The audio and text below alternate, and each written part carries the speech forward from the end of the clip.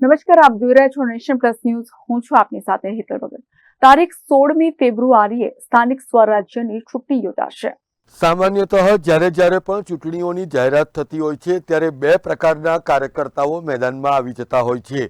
એમાં તક જોઈને પોતાનો પક્ષ બદલી ને બીજી પાર્ટીમાં જનારા કાર્યકરોની ભરમાર લાગે છે, તો બીજી તરફ પક્ષની અંદર રહીને જ પક્ષ વિરોધી પ્રવૃત્તિઓ કરીને પાર્ટીની ગોર ખોદનારા કાર્યકરો પણ મોવડી મંડળના નજરે તરત જ પડી જાય છે.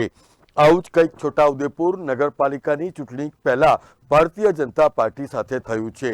અત્રે ઉલ્લેખનીય છે કે છોટાઉદેપુર નગરપાલિકામાં ભારતીય જનતા પાર્ટીનો મુકાબલો આમ આદમી પાર્ટી અને બહુજન સમાજ પાર્ટીની સાથે થવાનો છે. ત્યારે આ ત્રિપાંખિયા જંગમાં એડી ચોટીનું જોર લગાવી દીધું છે ભારતીય જનતા પાર્ટીએ. પરંતુ ભારતીય જનતા પાર્ટીએ જ નગરપાલિકાની ચૂંટણી તારીખ 16મી ફેબ્રુઆરીએ યોજાઈ એ પહેલાં જ પક્ષ વિરોધી પ્રવૃત્તિ કરવા બદલ 5 જેટલા સક્રિય કાર્યકરોને સસ્પેન્ડ કરી દીધા છે.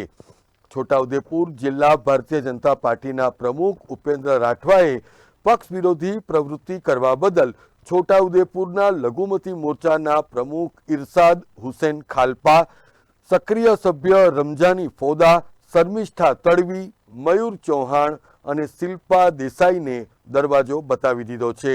આજે છોટાઉદેપુર જિલ્લા ભાજપ પ્રમુખ ઉપેન્દ્ર રાઠવાએ મોવડી મંડળની સૂચનાથી આ 5 જેટલા સક્રિય કાર્યકરોને સસ્પેન્ડ કરી દઈને સ્પષ્ટપણે બળવાખોરોને પણ સંદેશો પાઠવી દીધો છે. આગામી દિવસોમાં આ સસ્પેન્શનનો પ્રત્યાઘાત કયા અંશે આવશે એ તો તારીખ 16મી ફેબ્રુઆરીએ યોજાનારા મતદાન બાદ રજૂ થનારા પરિણામમાં જ ખબર પડશે. Rehan Patel, Nation Plus News, Chhota Udepur. સમાચારોના સતત અપડેટ મેળવવા માટે અમારી નેશન પ્લસ ન્યૂઝની યુટ્યુબ ચેનલને સબસ્ક્રાઇબ કરો, બેલ આઇકન દબાવો અને જોડાયેલા રહો ફેસબુક, ઇન્સ્ટાગ્રામ અને ટ્વિટર પર.